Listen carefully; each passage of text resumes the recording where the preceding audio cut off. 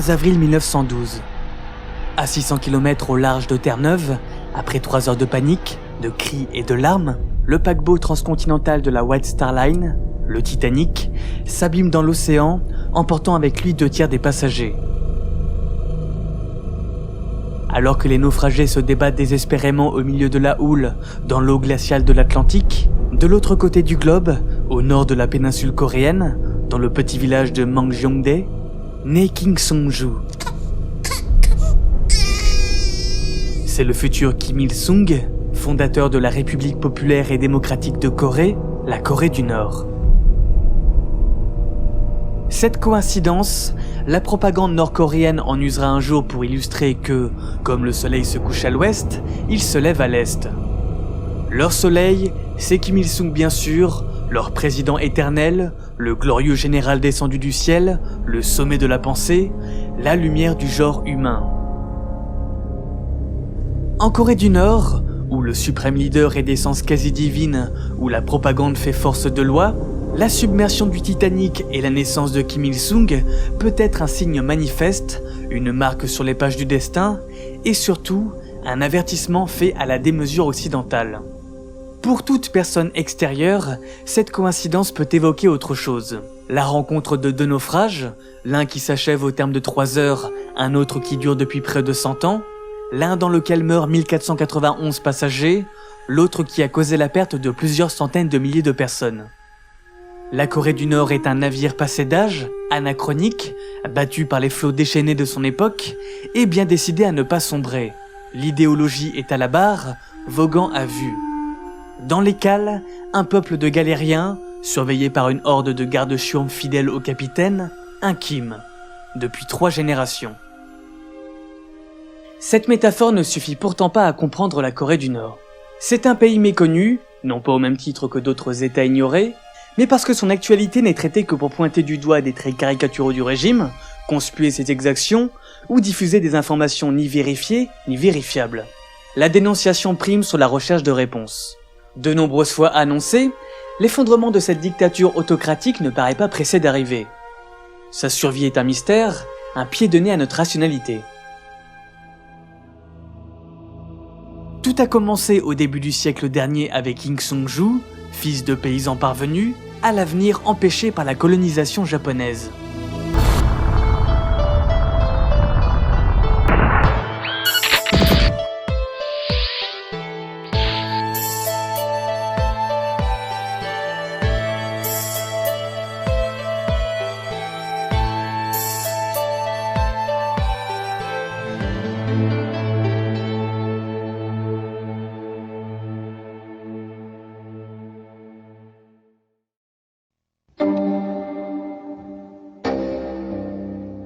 À l'aube de la Seconde Guerre mondiale, la Corée est aux abois. Le temps du royaume de Koryo, qui mit une partie de l'Asie à sa botte et connu en Europe pour ses magnifiques céramiques, est révolu. Révolu aussi le temps de Sejong le Grand, monarque réformateur et admiré, qui promulgua l'alphabet coréen, si vanté par les linguistes. Le pays du matin clair et ses avatars successifs ont bien sûr connu des revers, comme tous les empires, mais la colonisation japonaise est autrement plus féroce. Elle ne veut pas mettre la Corée à genoux, elle veut l'enterrer.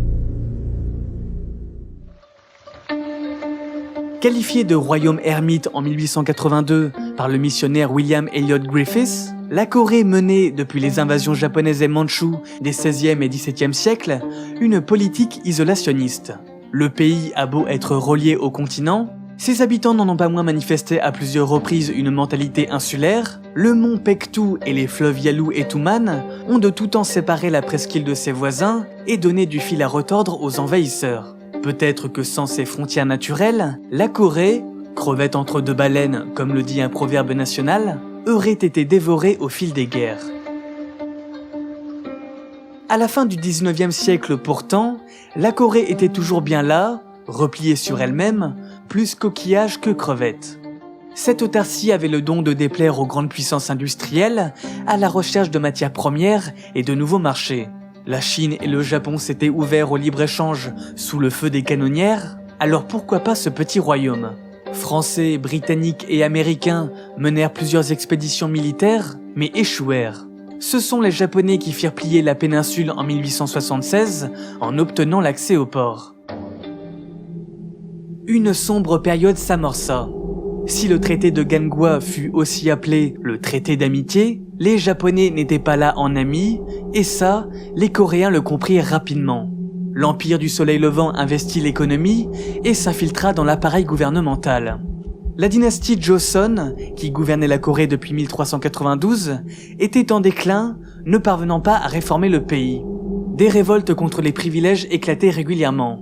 Un climat d'instabilité favorable au Japon, qui, au terme de ses victorieuses campagnes chinoises et russes en 1895 et 1905, installa son armée en Corée puis imposa un protectorat. L'assassinat du résident général donna le prétexte d'une annexion par la force. Le 22 août 1910, la Corée était devenue une province japonaise. Exploitation économique, travail forcé, répression sanglante, femmes de réconfort, expérimentation sur des cobayes humains, assimilation culturelle, la politique coloniale nippone n'a qu'un objectif, faire disparaître les Coréens, ces sous-japonais. Un nationalisme farouche naît en réaction à cette humiliation. La pensée Minjok défend l'idée que le peuple coréen doit son identité à sa communauté ethnique et non seulement à son appartenance territoriale. Le communisme et son anti-impérialisme se répand aussi comme une traînée de poudre avec la révolution bolchevique. Bien qu'opposés sur de nombreux points, nationalisme, communisme, qu'importe. Les différences idéologiques sont alors secondaires sous la botte japonaise. La Corée occupée attend un sauveur qui saura restaurer la dignité et la pureté coréenne.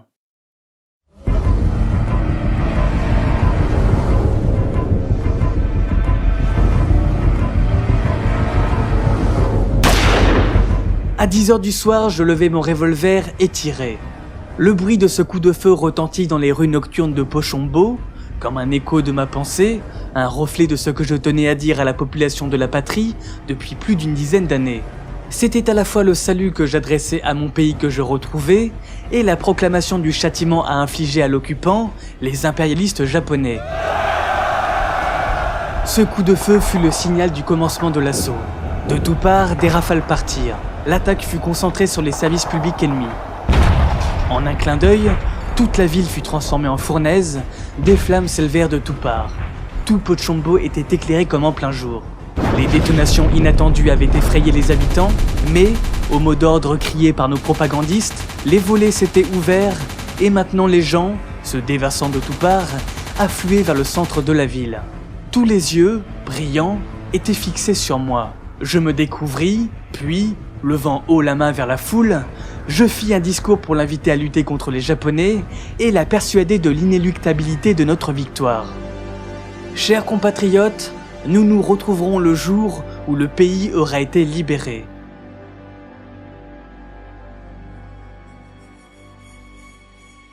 Après ce raid, Kim Il-sung et ses hommes s'évaporent dans les montagnes du sud-est mandchou. L'attaque de Pochombo était osée, ça oui, mais elle a eu un impact quasi nul. C'est une pichenette pour le colosse japonais.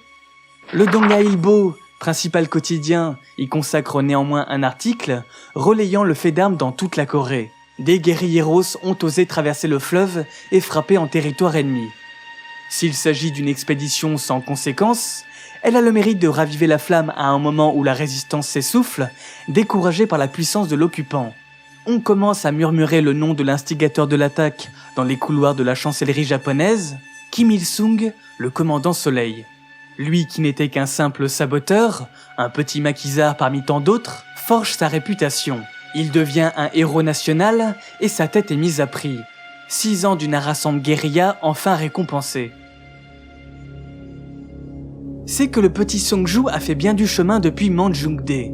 Dès 1919, pour fuir la colonisation, sa famille s'était installée en Mandchourie, non loin de la frontière. Son père, indépendantiste, lui a donné l'exemple. Médecin mais aussi contrebandier, il finançait la résistance coréenne, ce qui lui valut en 1925 d'être arrêté et torturé par la police japonaise. Après l'évasion de son père, le jeune Kim, alors au collège à Pyongyang, rejoignit ses parents. Âgé de 13 ans seulement, franchissant le fleuve Yalu, il se promit de lutter et de ne pas regagner la Corée tant qu'elle serait asservie. il tenait son engagement depuis. Pour autant, contrairement à ce qu'en dira plus tard la propagande nord-coréenne, Kim Il-sung n'est pas marxiste depuis l'enfance. C'est avant tout un homme d'action qui ne s'embarrasse pas de théorie. On ne libère pas un pays à coups de sentence, mais à coups de feu. Il est rapidement passé de l'activisme à la lutte armée. Son idéologie, c'est l'ambition. Son mode de pensée, la guérilla. Le communisme n'est qu'un marchepied qui lui permet de gagner la confiance de l'armée maoïste aux côtés de qui il se bat. La bataille de Pochombo l'aide d'ailleurs à prendre du galon auprès d'elle. Mais chaque médaille a son revers. Cette victoire symbolique incite les Japonais à sévir et des centaines de milliers d'hommes sont envoyés en Mandchourie mater la rébellion. Les partisans sont acculés, Kim Il-sung voit nombre de ses amis mourir et est contraint de se réfugier en URSS. Qu'y fait-il ? Affecté à Khabarovsk à la tête de la 88e brigade de reconnaissance de la 25e armée soviétique, Kim Il-sung n'en est pas moins réduit à l'inaction par le traité de non-agression signé entre Moscou et Tokyo. Alors il ronge son frein, se met en ménage duquel naît Kim Jong-il, se forme à la pensée marxiste et fait jouer ses relations chinoises pour rencontrer le gratin soviétique. Les maquis lui ont appris à faire preuve de patience, cette patience va payer.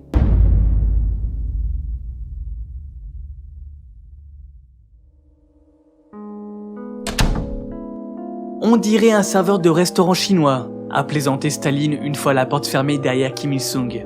Pour sûr, il ne paie pas de mine avec son visage replé. Et pourtant, c'est bien lui qu'ont choisi les soviétiques pour servir ses intérêts.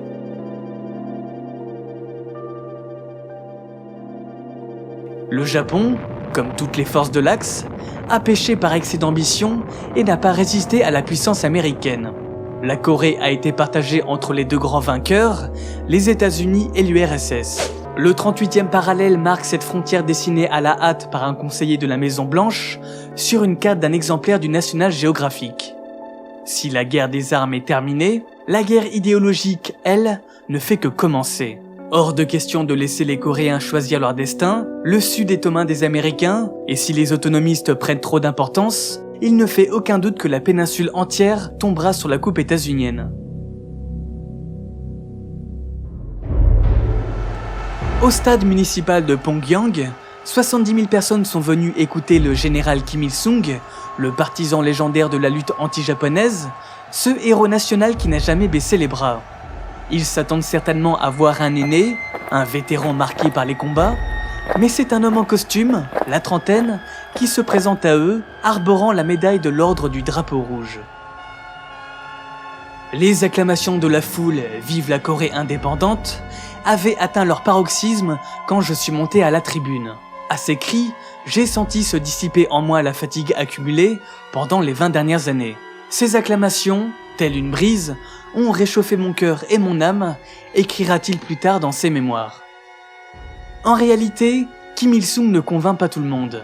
Dans la foule, on entend s'élever des imposteurs et fantoches des Russes, et une partie de l'assistance quitte le stade. Pire, dans l'effervescence de la libération, il est presque passé inaperçu. Sa première prestation n'a pas été une franche réussite, mais Kim Il-sung a de la ressource. Son physique avantageux, sa jeunesse, inspire confiance à un peuple qui n'aspire qu'au renouveau. Les réformes ne tardent pas. Redistribution des terres, nationalisation des industries, égalité des sexes, scolarisation gratuite et obligatoire. En 2 ans, le nouveau régime s'est rallié la moitié de la population, des manifestations s'organisent spontanément pour remercier le Suryong, le chef suprême.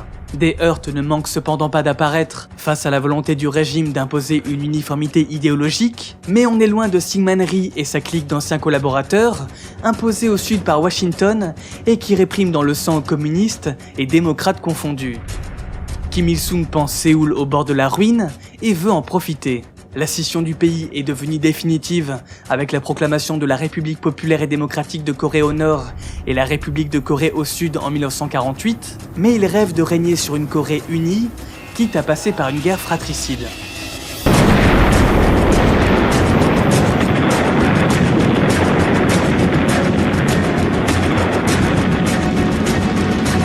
Le 25 juin 1950, profitant d'un accrochage à la frontière, l'armée nord-coréenne, 200 000 hommes équipés par les soviétiques, déferle sur le sud. L'avancée est fulgurante. En à peine 3 mois, les forces adverses sont acculées dans le périmètre de Busan, au sud-ouest de la péninsule. Les Nations Unies, menées par les États-Unis, interviennent dès octobre. La conquête du Nord est encore plus spectaculaire.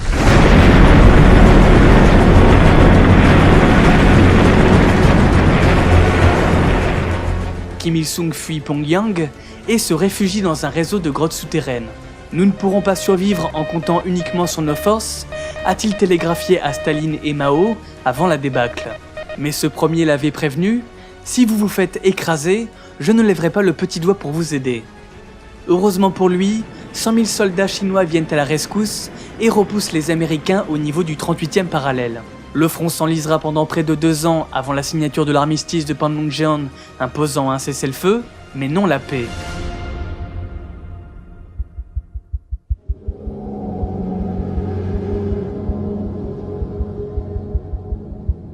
Le bilan est accablant. 635 000 tonnes de bombes lancées par l'aviation américaine ont réduit la plupart des villes à l'état de ruine. Pour repousser les Nations Unies, les volontaires chinois ont pratiqué la politique de la terre brûlée sans considération pour les civils. Pyongyang a été dévasté. On compte près de 2 millions de morts, soldats et civils confondus, soit 1/5 de la population. Si ce n'est le gain symbolique de Kaesong, l'ancienne capitale du royaume de Koryo, la frontière n'a quasiment pas bougé. La guerre de Corée fut un échec à presque tous les points de vue, pour tous les belligérants. Pourtant, il est très probable que si vous interrogiez un Nord-Coréen, il vous réponde que son peuple, mené par le grand leader Kim Il-sung, a gagné. Dans un autre pays, peut-être que cette défaite aurait destitué n'importe quel dirigeant. Au nord de cette petite péninsule, depuis toujours soumise aux convoitises de ses voisins, elle va aider à mettre en place un des régimes les plus autoritaires et répressifs de la planète.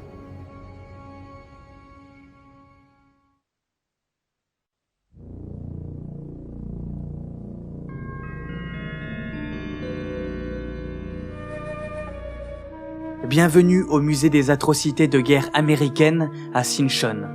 L'inauguration se fait en grande pompe et Kim Il-sung est ravi du résultat. L'exposition est édifiante.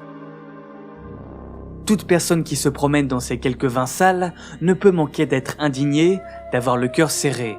Le musée commémore le massacre de civils par l'armée américaine dans la ville de Sinchon durant la guerre de Corée. Tombes de mères et d'enfants tués, photos de victimes et de charniers déterrés, instruments de torture, armes et reliques ennemies en vitrine. Peintures on ne peut plus suggestives, civils jetés des ponts, viols, supplices, mais aussi Coréens courageux au regard déterminé, bravant la brutalité américaine. Que le massacre de Sinchon ait eu l'ampleur que le régime lui impute importe peu. Il s'agit moins de dévoiler la vérité que d'éduquer, d'endoctriner. Les combats sont terminés depuis l'armistice de Panmunjom, pourtant, les deux Corées sont officiellement toujours en guerre.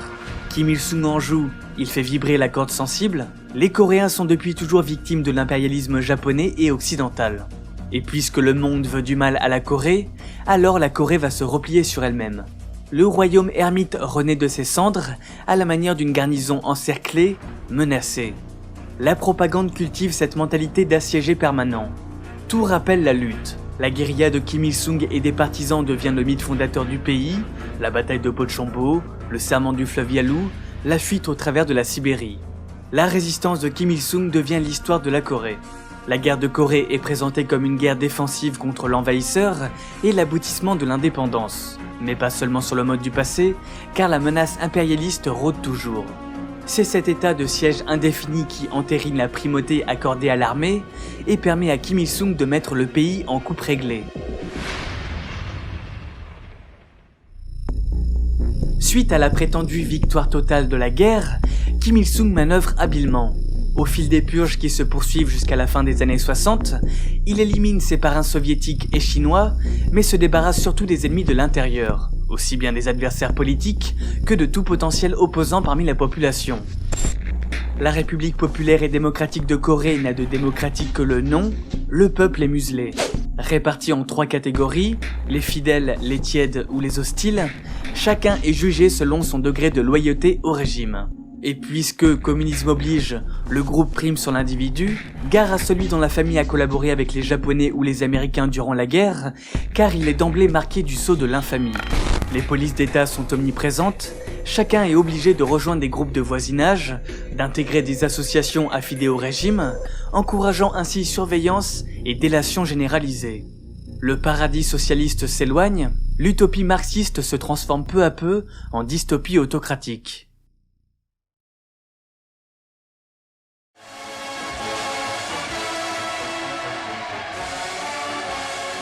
C'est un spectacle à peine croyable qui s'offre aux yeux de Nicolae Ceausescu, président de la République socialiste de Roumanie.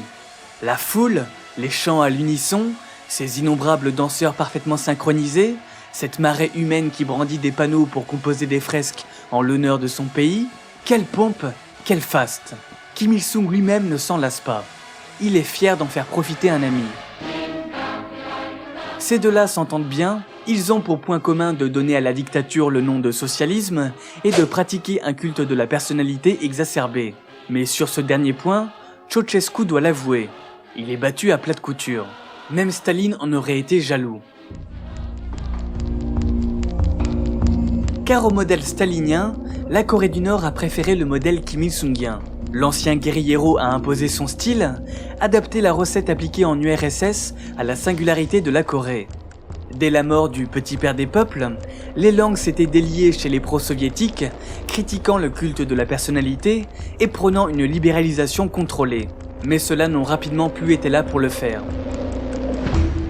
Kim Il-sung a accompli quelque chose d'unique. Jamais dans aucun autre état du bloc communiste et même du monde moderne, l'adulation du chef et le monolithisme idéologique n'atteindra un tel degré, mobilisation de masse, manifestations glorifiant le leader, chants à l'unisson, parade militaire. Patriotisme forcé devenu forcené, adhésion de bon cœur ou arraché par la terreur. Impossible de trancher. La Corée est passée sans transition du féodalisme à la colonisation, puis de la colonisation à la dictature. Si dans les pays d'Europe de l'Est, les totalitarismes communistes ne se sont pas installés sans heurts, au pays du matin calme, tout s'est fait selon son nom. Car pour beaucoup, l'indépendance de la Corée vaut bien quelques sacrifices. L'enclavement du pays, la frontière surprotégée, l'utilisation d'un alphabet ne permettant aucune autre source d'information font de la RPDC un bastion idéologique bien gardé. Une longue tradition confucéenne basée sur la loyauté du sujet au souverain et la piété filiale, inscrite dans les mentalités depuis des siècles, a également facilité l'instauration d'une autocratie dans laquelle le dirigeant n'est pas qu'un dirigeant, mais aussi un bienfaiteur, un père. Mais Kim Il-sung est plus qu'un père, c'est le génie aux 10 000 talents, le soleil rouge des peuples opprimés. Ces surnoms grandiloquents, les médias nord-coréens les répètent en boucle. Le leader suprême ne lésine pas sur les moyens pour accaparer l'esprit des Nord-Coréens. Des dizaines de milliers de statues sont élevées à son effigie, universités, stades sont construits et portent son nom. La littérature, le cinéma, l'art le glorifient.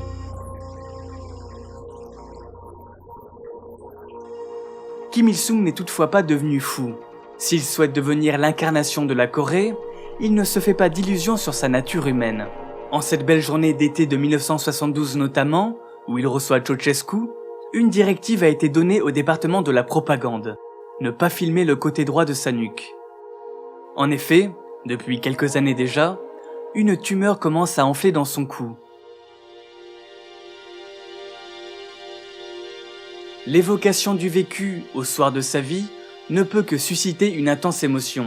En ce qui me concerne, j'ai à cœur de relater les expériences vécues en tant que simple être humain et en tant qu'homme politique ayant fait tout ce qui était en mon pouvoir pour servir mon pays, une nation qui tient constamment la vedette dans la politique internationale contemporaine. Que de souvenirs et d'émotions m'assaillent, écrit Kim Il-sung en 1992 dans l'avant-propos de ses mémoires à travers le siècle. Le temps presse. Le grand leader a survécu à une attaque cardiaque au cours de l'été 1986, mais elle l'a affaibli. Refusant de se faire opérer, sa tumeur a grossi et atteint une taille disproportionnée. Son corps s'affaisse, sa voix s'éraille. En l'espace de quelques années, il est devenu un vieil homme. L'heure est au bilan. Et quoi qu'en dise Kim Il-sung, il n'est pas des plus reluisants. Cela n'avait pas trop mal commencé pourtant. Suite au découpage de la Corée, le Nord avait hérité de toutes les installations industrielles construites durant la colonisation japonaise, sans compter l'abondance de matières premières. Quelques années après la guerre de Corée, portée par un élan patriotique, lui-même alimenté à grand renfort de propagande et de stakhanovisme, la Corée du Nord était remise sur les rails. Jusqu'en 1965, la croissance frise les 20%. Pyongyang, la capitale, a été rebâtie puis modernisée, les transports et le réseau électrique rénovés. Le monde est en pleine guerre froide et divisé en 2 blocs, les alliés communistes avec qui échanger ne manquent pas. En fait, pendant longtemps, le Nord n'a rien eu à envier au Sud, embourbé dans un marasme économique et dirigé par le sanguinaire Syngman Rhee. On parlait de miracle coréen, de dragon d'Asie, bien avant que l'expression soit démocratisée pour la partie sud. Même la CIA le concédait du bout des lèvres, l'instauration du socialisme d'État n'a pas plongé la Corée du Nord dans le chaos.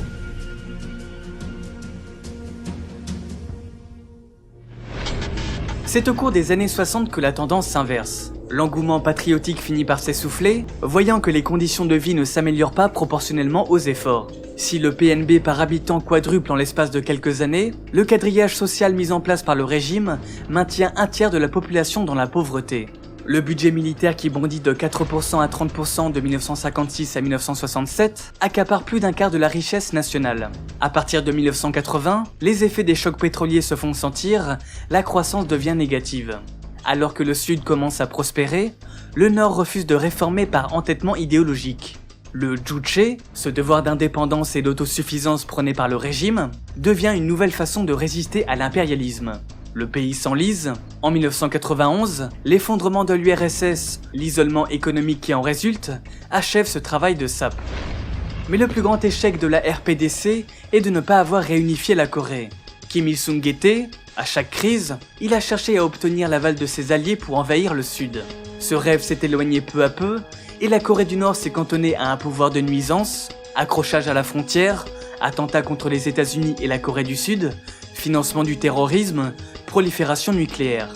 Ce dernier point, qui inquiète le plus la communauté internationale, a été son principal levier de négociation dans les années 80, années durant lesquelles Kim Il-sung s'est peu à peu retiré des affaires, laissant Kim Jong-il prendre le relais. Une purge, une énième, a été nécessaire pour imposer son fils comme successeur. Lénine, Staline, Mao n'auraient osé imaginer une dynastie communiste, Kim Il-sung l'a fait. Il peut maintenant partir en paix.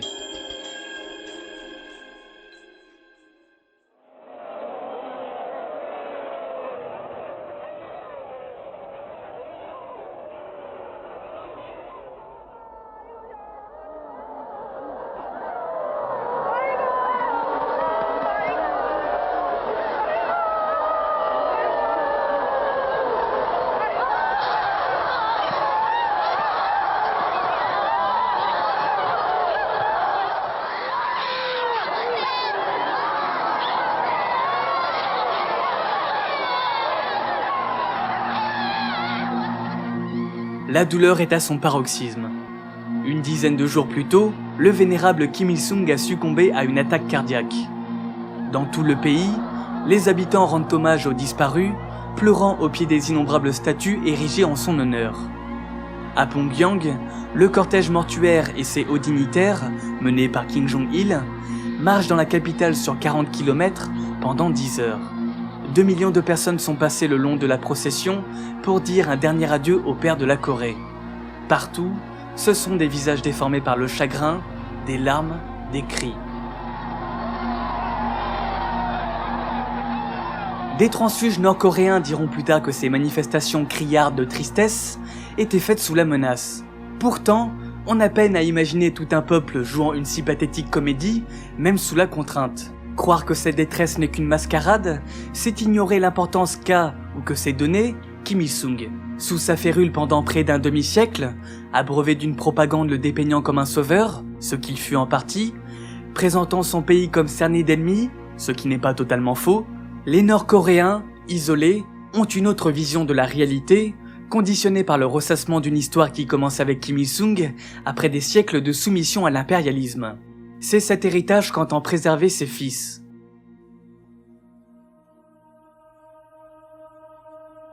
Les années passent et se ressemblent en Corée du Nord.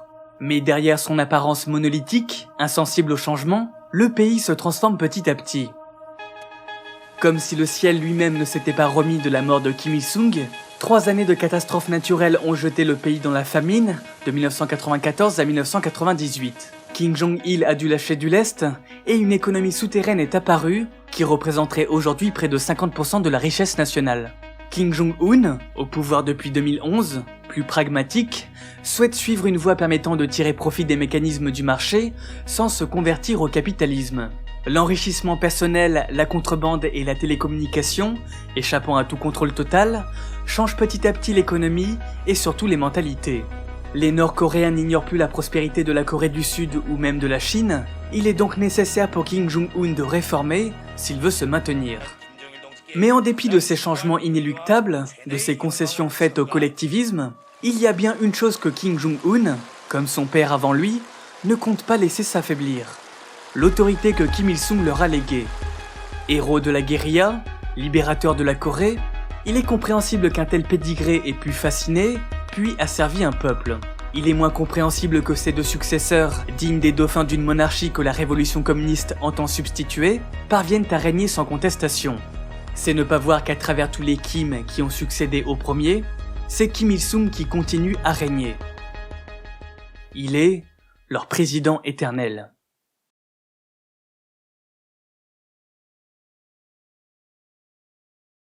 Merci beaucoup d'avoir regardé cette vidéo, j'espère qu'elle vous aura plu. Si vous voulez soutenir financièrement la chaîne, n'hésitez pas à me laisser un petit pourboire sur ma page Tipeee, c'est ma principale source de revenus, et c'est ce qui me permet de continuer mon activité sur YouTube. En attendant, je vous donne rendez-vous le mois prochain pour une nouvelle vidéo, et je vous dis à bientôt. Salut!